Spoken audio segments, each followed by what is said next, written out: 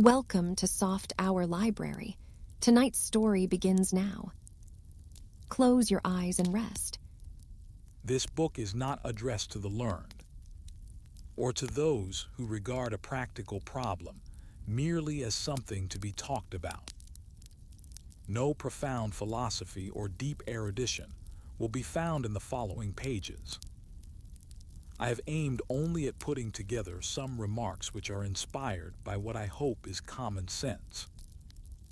All that I claim for the recipes offered to the reader is that they are such as are confirmed by my own experience and observation, and that they have increased my own happiness whenever I have acted in accordance with them. On this ground, I venture to hope that some among those multitudes of men and women who suffer unhappiness without enjoying it may find their situation diagnosed and a method of escape suggested. It is in the belief that many people who are unhappy could become happy by well-directed effort that I have written this book. Part I, Causes of Unhappiness. Chapter 1, What Makes People Unhappy. Animals are happy so long as they have health and enough to eat. Human beings, one feels, ought to be, but in the modern world they are not, at least in a great majority of cases. If you are unhappy yourself, you will probably be prepared to admit that you are not exceptional in this. If you are happy, ask yourself how many of your friends are so. And when you have reviewed your friends, teach yourself the art of reading faces. Make yourself receptive to the moods of those whom you meet in the course of an ordinary day. In every face I meet, marks of weakness, marks of woe, says Blake. Though the kinds are different, you will find that unhappiness meets you everywhere. Let us suppose that you are in New York. In New York, the most typically modern of great cities, stand in a busy street during working hours, or on a main thoroughfare at a weekend, or at a dance of an evening. Empty your mind of your own ego, and let the personalities of the strangers about you take possession of you one after another.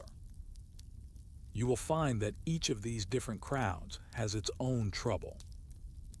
In the work-hour crowd, you will see anxiety, excessive concentration, dyspepsia, lack of interest in anything but the struggle, incapacity for play, unconsciousness of their fellow creatures.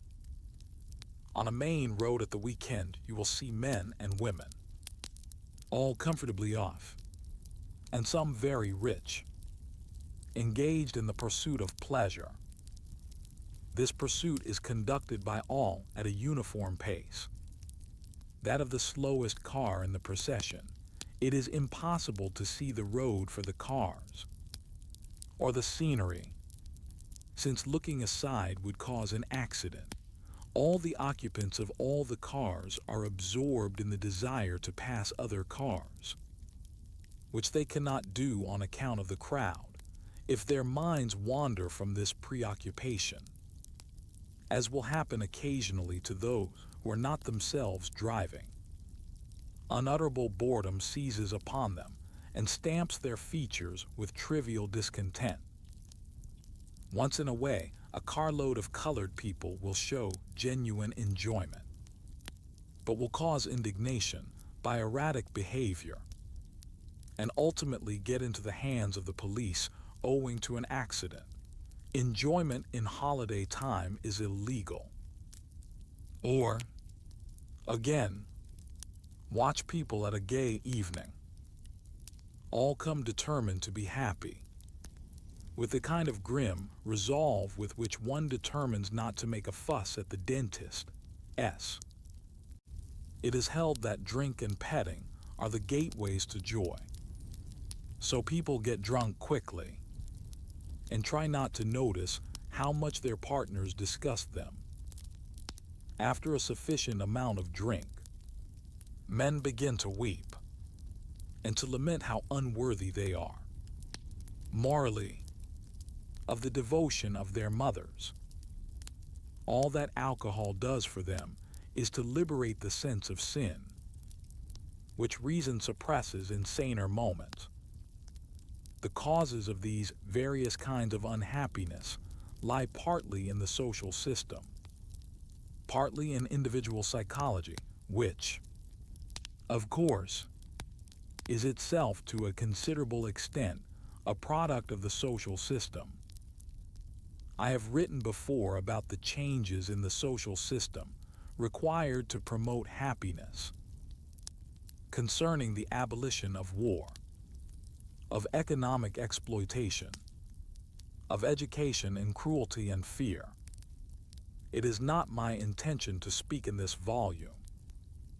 To discover a system for the avoidance of war is a vital need for our civilization, but no such system has a chance while men are so unhappy that mutual extermination seems to them less dreadful than continued endurance of the light of day.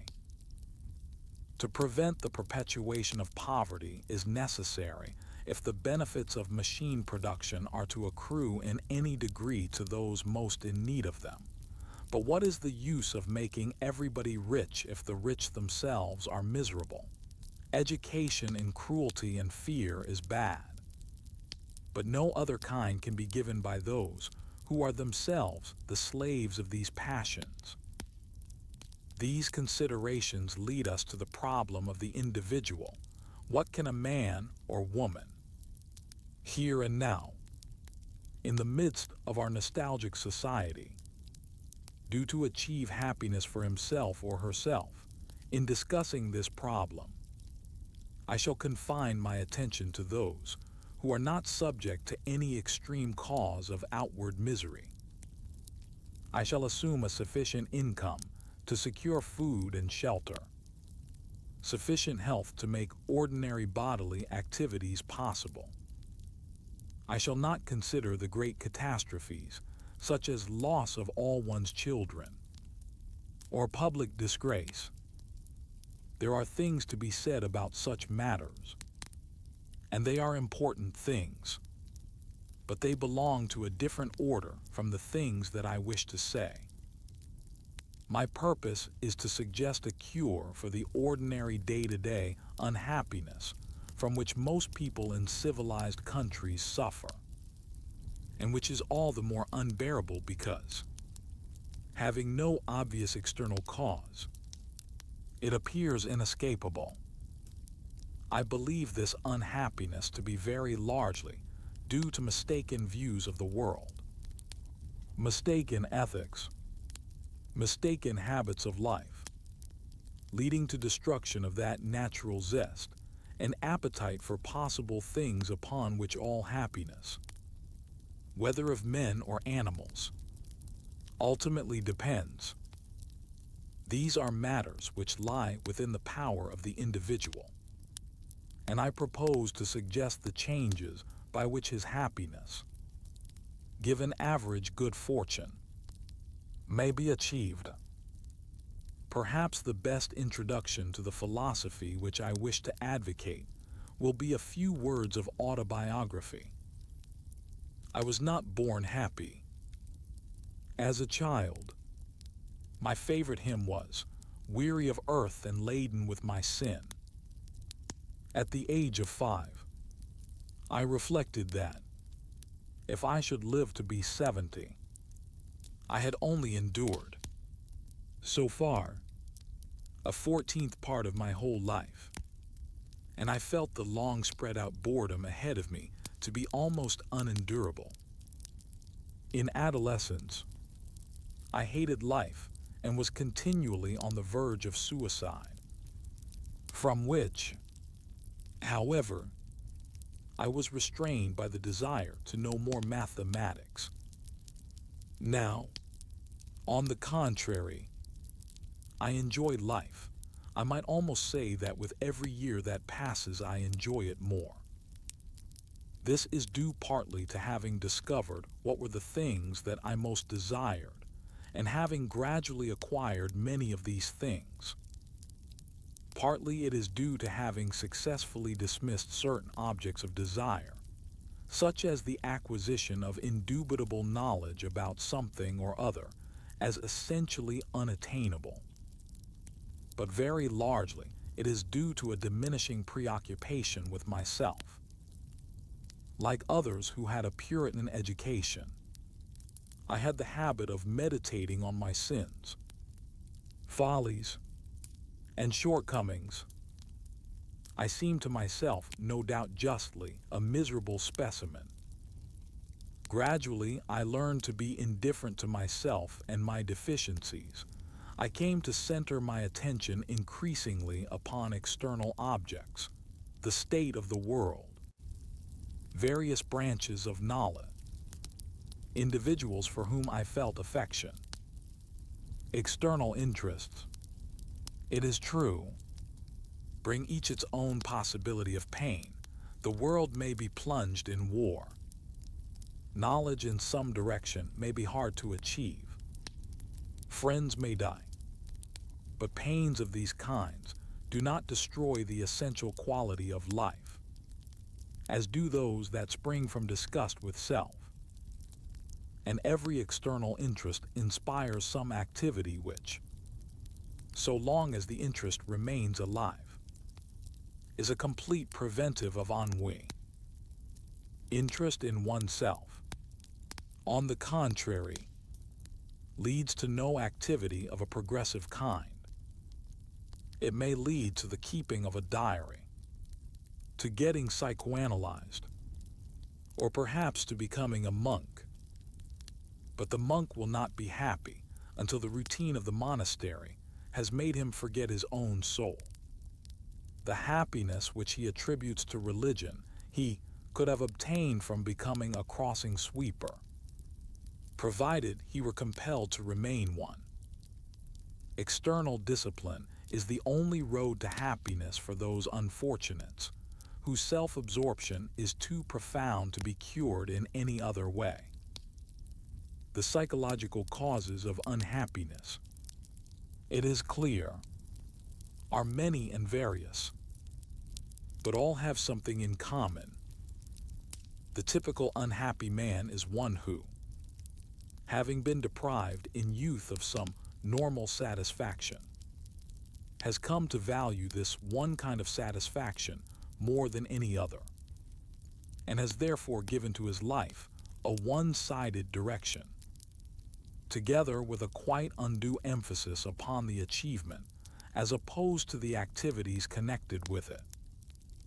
There is, however, a further development which is very common in the present day. A man may feel so completely thwarted that he seeks no form of satisfaction, but only distraction and oblivion. He then becomes a devotee of pleasure. That is to say, he seeks to make life bearable by becoming less alive. Drunkenness, for example, is temporary suicide. The happiness that it brings is merely negative, a momentary cessation of unhappiness. The narcissist and the megalomaniac believe that happiness is possible, though they may adopt mistaken means of achieving it. But the man who seeks intoxication, in whatever form, has given up hope except in oblivion. In his case, the first thing to be done is to persuade him that happiness is desirable. Men who are unhappy, like men who sleep badly, are always proud of the fact. Perhaps their pride is like that of the fox who had lost his tail. If so, the way to cure it is to point out to them how they can grow a new tail. Very few men, I believe, will deliberately choose unhappiness if they see a way of being happy. I do not deny that such men exist, but they are not sufficiently numerous to be important. I shall therefore assume that the reader would rather be happy than unhappy. Whether I can help him to realize this wish, I do not know, but at any rate the attempt can do no harm. Chapter 2. Byronic Unhappiness. It is common in our day, as it has been in many other periods of the world's history, to suppose that those among us who are wise have seen through all the enthusiasms of earlier times and have become aware that there is nothing left to live for. The men who hold this view are genuinely unhappy, but they are proud of their unhappiness, which they attribute to the nature of the universe and consider to be the only rational attitude for an enlightened man. Their pride in their unhappiness makes less sophisticated people suspicious of its genuineness. They think that the man who enjoys being miserable is not miserable. This view is too simple. Undoubtedly, there is some slight compensation in the feeling of superiority and insight which these sufferers have. But it is not sufficient to make up for the loss of simpler pleasures. I do not myself think that there is any superior rationality in being unhappy. The wise man will be as happy as circumstances permit, and if he finds the contemplation of the universe painful beyond a point, he will contemplate something else instead. This is what I wish to prove in the present chapter. I wish to persuade the reader that, whatever the arguments may be, reason lays no embargo upon happiness. Nay, more, I am persuaded that those who quite sincerely attribute their sorrows to their views about the universe are putting the cart before the horse. The truth is that they are unhappy for some reason of which they are not aware. And this unhappiness leads them to dwell upon the less agreeable characteristics of the world in which they live. It is fortunate for literary men that people no longer read anything written long ago. For if they did, they would come to the conclusion that, whatever may be said about pools of water, the making of new books is certainly vanity. If we can show that the doctrine of Ecclesiastes is not the only one open to a wise man, we need not trouble ourselves much with the later expressions of the same mood. In an argument of this sort, we must distinguish between a mood and its intellectual expression. There is no arguing with a mood. It can be changed by some fortunate event, or by a change in our bodily condition, but it cannot be changed by argument. I have frequently experienced myself the mood in which I felt that all is vanity. I have emerged from it not by means of any philosophy, but owing to some imperative necessity of action. If your child is ill, you may be unhappy, but you will not feel that all is vanity. You will feel that the restoring of the child to health is a matter to be attended to regardless of the question whether there is ultimate value in human life or not. A rich man may, and often does, feel that all is vanity, but if he should happen to lose his money, he would feel that his next meal was by no means vanity. The feeling is one born of a too easy satisfaction of natural needs. The human animal, like others, is adapted to a certain amount of struggle for life. And when by means of great wealth Homo sapiens can gratify all his whims without effort, the mere absence of effort from his life removes an essential ingredient of happiness. The man who acquires easily things for which he feels only a very moderate desire concludes that the attainment of desire does not bring happiness. If he is of a philosophically disposition, he concludes that human life is essentially wretched. since the man who has all he wants is still unhappy. He forgets that to be without some of the things you want is an indispensable part of happiness. So much for the mood. There are, however, also intellectual arguments in Ecclesiastes. The rivers run into the sea, yet the sea is not full. There is no new thing under the sun. There is no remembrance of former things. I hated all my labor which I had taken under the sun, because I should leave it unto the man that shall be after me. If one were to attempt to set up these arguments in the style of a modern philosopher, they would come to something like this. Man is perpetually toiling, and matter is perpetually in motion, yet nothing abides. Although the new thing that comes after it is in no way different from what has gone before. A man dies, and his heir reaps the benefits of his labors. The rivers run into the sea, but their waters are not permitted to stay there.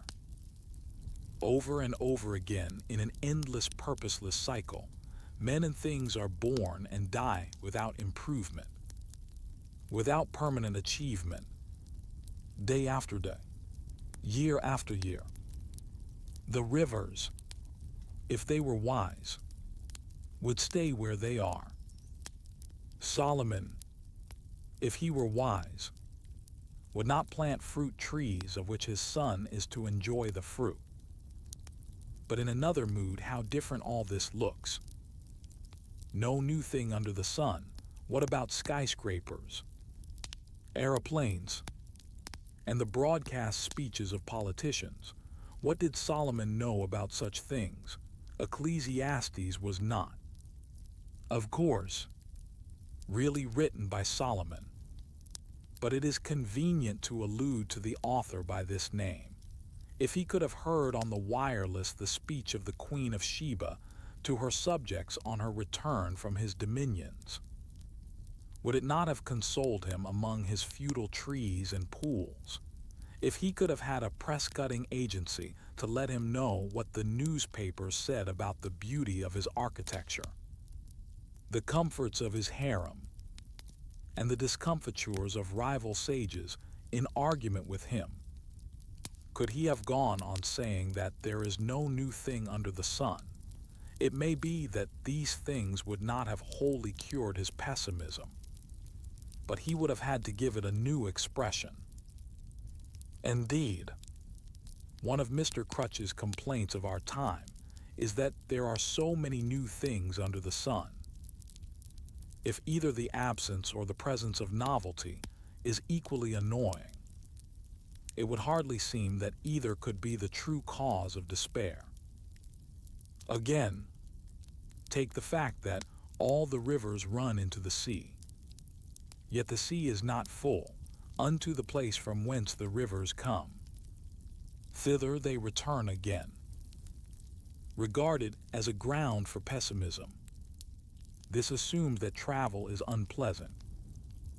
People go to health resorts in the summer, yet return again unto the place whence they came. This does not prove that it is futile to go to health resorts in the summer.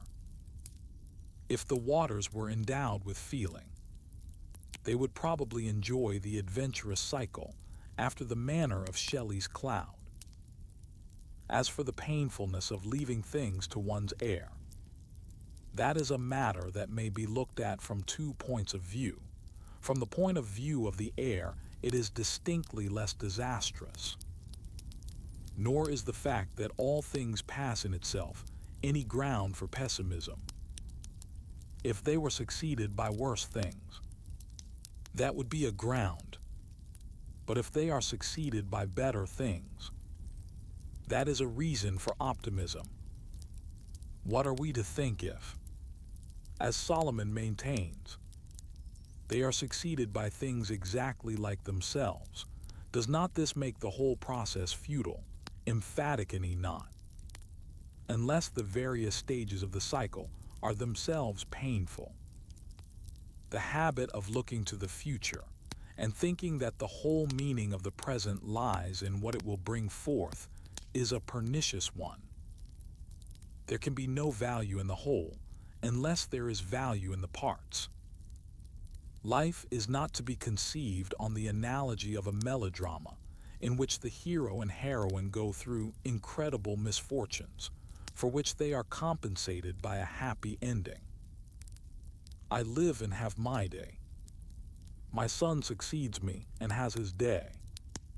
His son in turn succeeds him. What is there in all this to make a tragedy about?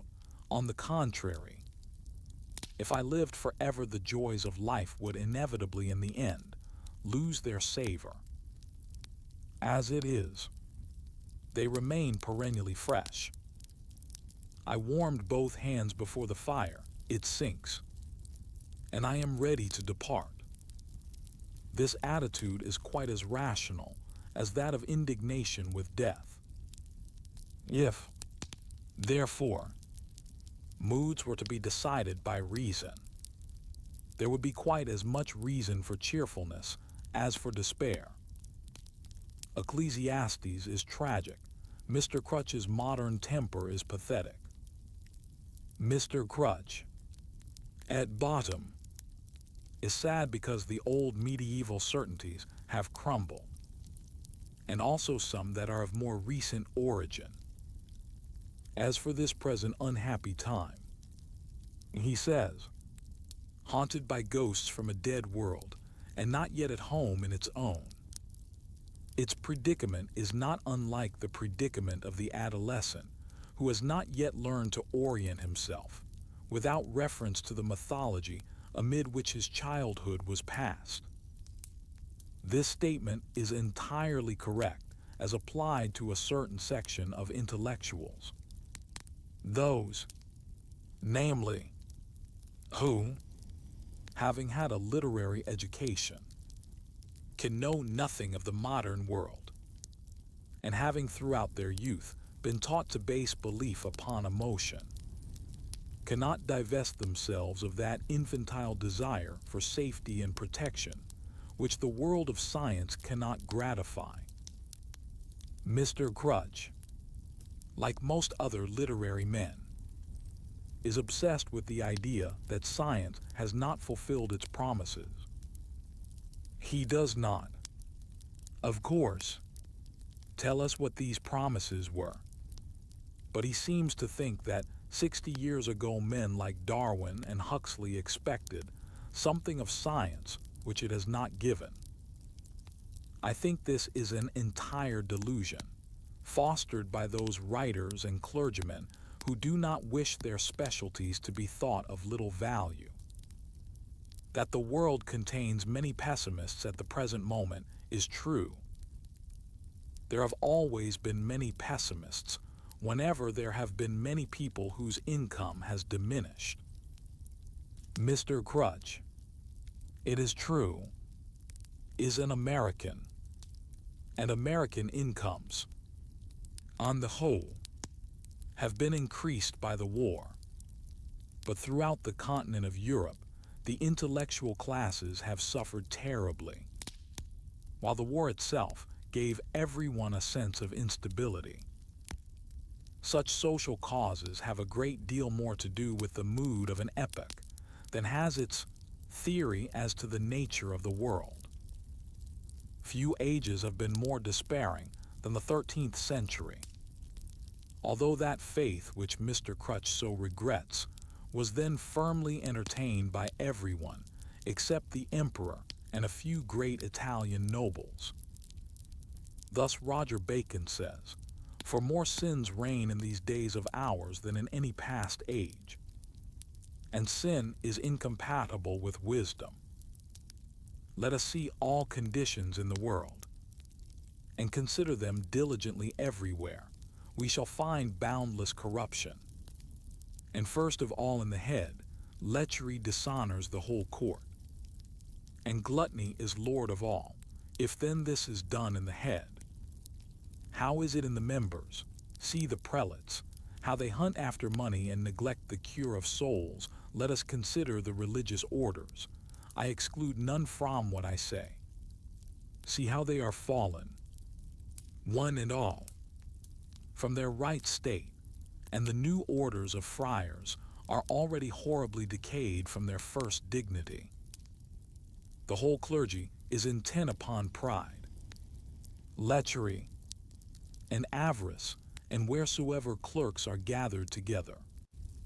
As at Paris and Oxford, they scandalize the whole laity with their wars and quarrels and other vices. None care what is done, or how, by hook or by crook, provided only that each can fulfill his lust.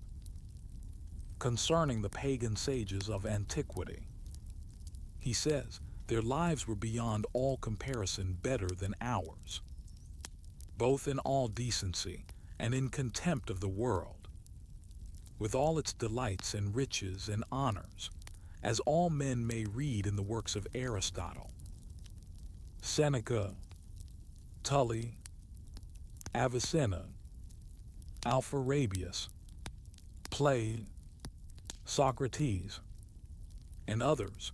And so it was that they attained to the secrets of wisdom and found out all knowledge. Roger Bacon's opinion was that of all his literary contemporaries, not one of whom liked the age in which he found himself. I do not for a moment believe that this pessimism had any metaphysical cause.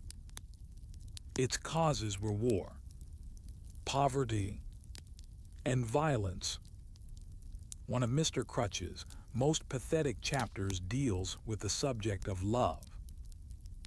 It appears that the Victorians thought very highly of it, but that we with our modern sophistication have come to see through it. For the more skeptical of the Victorians, love performed some of the functions of the God whom they had lost. Faced with it, many of even the most hard-headed turned. For the moment mystical, they found themselves in the presence of something which awoke in them that sense of reverence which nothing else claimed, and something to which they felt, even in the very depth of their being, that an unquestioning loyalty was due. For them love, like God, demanded all sacrifices, but like him, also, it rewarded the believer by investing all the phenomena of life with a meaning not yet analyzed away. We have grown used more than they to a godless universe, but we are not yet accustomed to one which is loveless as well. And only when we have so become shall we realize what atheism really means. It is curious how different the Victorian age looks to the young of our time from what it seemed when one was living in it. I remember two old ladies, both typical of certain aspects of the period, whom I knew well in my youth. One was a Puritan, and the other a Voltairean. The former regretted that so much poetry deals with love, which, she maintained, is an uninteresting subject. The latter remarked, "Nobody can say anything against me, but I always say that it is not so bad to break the seventh commandment as the sixth, because at any rate it requires the consent of the other party." Neither of these views was quite like what Mr. Crutch presents as typically Victorian. His ideas are derived evidently from certain writers who were by no means in harmony with their environment. The best example, I suppose, is Robert Browning. I cannot, however, resist the conviction that there is something stuffy about love as he conceived it. God be thanked, the meanest of his creatures boasts two soul sides, one to face the world with, one to show a woman when he loves her, This assumes that combativeness is the only possible attitude towards the world at large. Why? Because the world is cruel. Browning would say, because it will not accept you at your own valuation. We should say, a couple may form, as the Brownings did, a mutual admiration society. It is very pleasant to have someone at hand who is sure to praise your work, whether it deserves it or not. And Browning undoubtedly felt that he was a fine, manly fellow when he denounced Fitzgerald in no measured terms for having dared not to admire Aurora Leigh. I cannot feel that this complete suspension of the critical faculty on both sides is really admirable. It is bound up with fear and with the desire to find a refuge from the cold blasts of impartial criticism. Many old bachelors learn to derive the same satisfaction from their own fireside. I lived too long myself in the Victorian age to be a modern according to Mr. Crutch's standards. I have by no means lost my belief in love. But the kind of love that I can believe in is not the kind that the Victorians admired. It is adventurous and open-eyed. And, while it gives knowledge of good, it does not involve forgetfulness of evil, nor does it pretend to be sanctified or holy. The attribution of these qualities to the kind of love that was admired was an outcome of the sex taboo. The Victorian was profoundly convinced that most sex is evil, and had to attach exaggerated adjectives to the kind of which he could approve. There was more sex hunger than there is now, and this no doubt caused people to exaggerate the importance of sex, just as the ascetics have always done.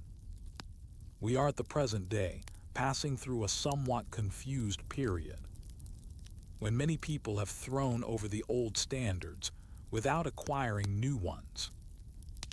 This leads them into various troubles, and as their unconscious usually still believes in the old standards, the troubles, when they come, produce despair, remorse, and cynicism.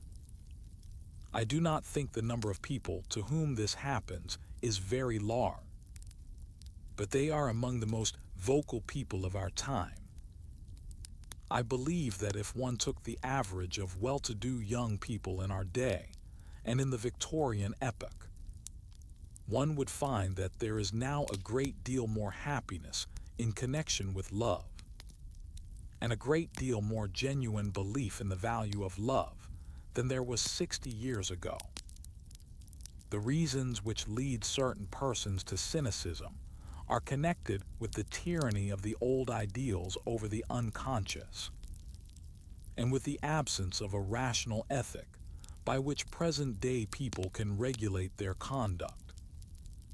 The cure lies not in lamentation and nostalgia for the past, but in a more courageous acceptance of the modern outlook and a determination to root out nominally discarded superstitions from in their obscure hiding places. To say shortly why one values love is not easy, nevertheless, I will make the attempt. Love is to be valued in the first instance, and this, though not its greatest value, is essential to all the rest as in itself a source of delight. O love, they wrong thee much that say thy sweet is bitter, when thy rich fruit is such as nothing can be sweeter. The anonymous author of these lines was not seeking a solution for atheism or a key to the universe. He was merely enjoying himself. And not only is love a source of delight, but its absence is a source of pain. In the second place, love is to be valued because it enhances all the best pleasures, such as music, and sunrise in mountains, and the sea under the full moon. A man who has never enjoyed beautiful things in the company of a woman whom he loved has not experienced to the full the magic power of which such things are capable. Again, love is able to break down the hard shell of the ego, since it is a form of biological cooperation in which the emotions of each are necessary to the fulfillment of the other's instinctive purposes. There have been in the world at various times various solitary philosophies, some very noble, some less so.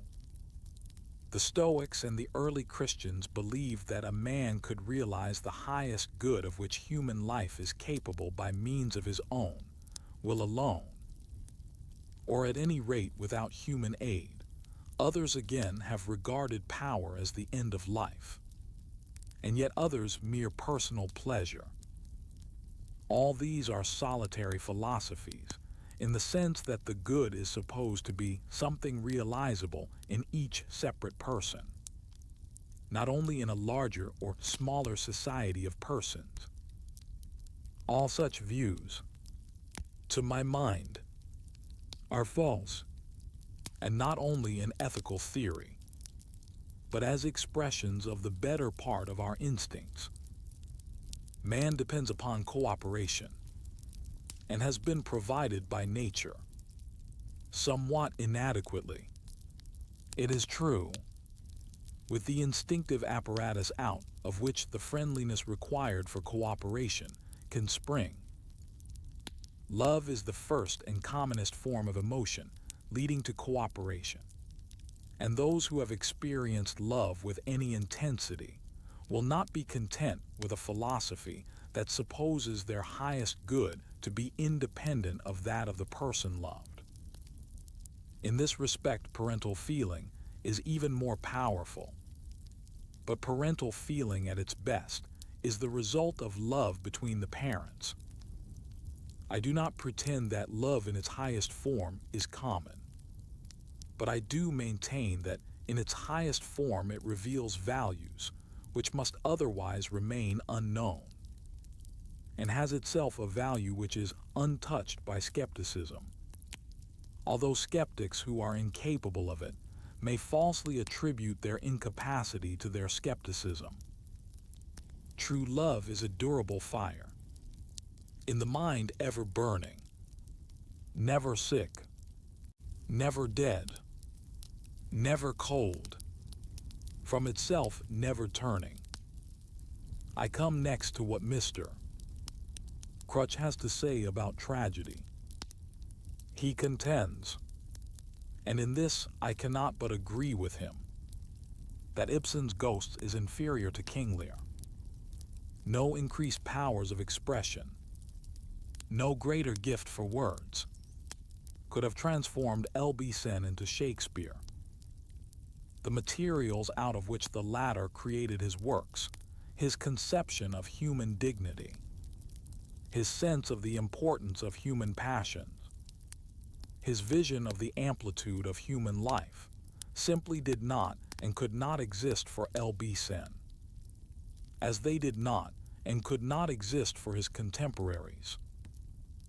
God and man and nature had all somehow dwindled in the course of the intervening centuries, not because the realistic creed of modern art led us to seek out mean people, but because this meanness of human life was somehow thrust upon us by the operation of that same process which led to the development of realistic theories of art by which our vision could be justified. It is undoubtedly the case that the old-fashioned kind of tragedy which dealt with princes and their sorrows is not suitable to our age. And when we try to treat in the same manner the sorrows of an obscure individual, the effect is not the same. The reason for this is not, however, any deterioration in our outlook on life, but quite the reverse.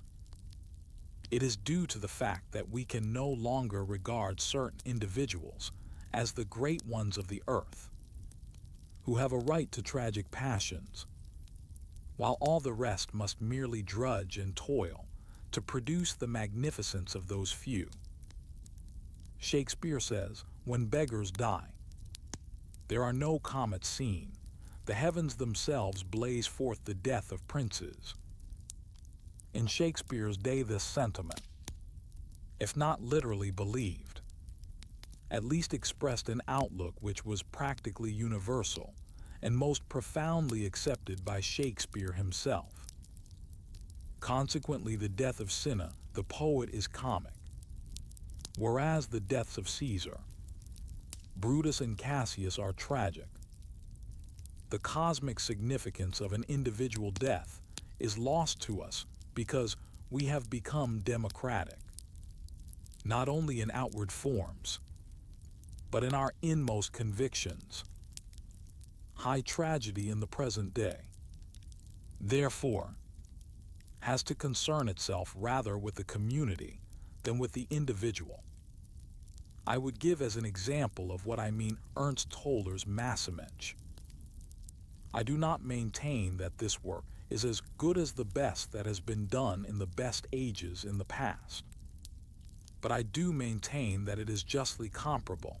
It is noble, profound and actual, concerned with heroic action, and purging the reader through pity and terror, as Aristotle said it should.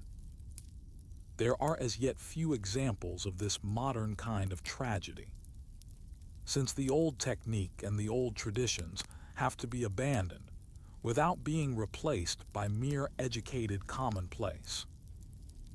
To write tragedy, a man must feel tragedy. To feel tragedy, a man must be aware of the world in which he lives, not only with his mind, but with his blood and sinews. Mr. Crutch talks throughout his book at intervals about despair, and one is touched by his heroic acceptance of a bleak world. But the bleakness is due to the fact that he and most literary men have not yet learnt to feel the old emotions in response to new stimuli. The stimuli exist, but not in literary coteries. Literary coteries have no vital contact with the life of the community, and such contact is necessary if men's feelings are to have the seriousness and depth within which both tragedy and true happiness proceed. To all the talented young men who wander about feeling that there is nothing in the world for them to do, I should say, give up trying to write, and, instead, try not to write. Go out into the world, become a pirate, a king in Borneo, a laborer in Soviet Russia. Give yourself an existence in which the satisfaction of elementary physical needs will occupy all your energies. I do not recommend this course of action to everyone, but only to those who suffer from the disease which Mr. Crutch diagnoses. I believe that, after some years of such an existence, the ex-intellectual will find that, in spite of his efforts, he can no longer refrain from writing. And when this time comes, his writing will not seem to him futile.